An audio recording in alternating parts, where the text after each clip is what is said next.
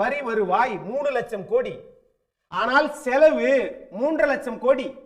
இதுல அரசு ஊழியர்களுக்கு சம்பளம் 90,000 கோடி. இந்த 11,000 கோடி ஆக போகுது, 13,000 கோடி ஆக போகுது அப்படிங்கறத பூதாகரப்படுத்தி எல்லாரும் பேசுறாங்க.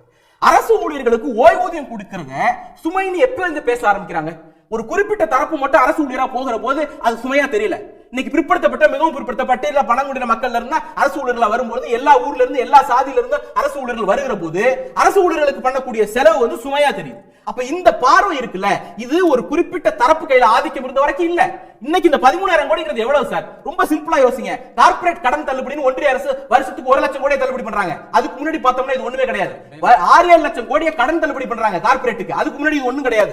இவ்வளவு வேண்டாம். இப்ப 100 நாள் வேலை திட்டத்துல வந்து மாநில அரசு பங்களிப்பு செலுத்தணும்னாங்கல்ல, ஆண்டுக்கு 4,500 கோடி ரூபாய் தமிழ்நாடு அரசு செலவு பண்ண போகுது. அதே போல ஜிஎஸ்டி ரெடியூஸ் பண்ணாங்க இல்லையா? மோடி எல்லா ஊர்லயும் போய் பெட்ரோல் பங்க்ல இருந்து எல்லா இடத்துலயும் போய் தன்னுடைய படத்தை ஒட்டிட்டார்ல.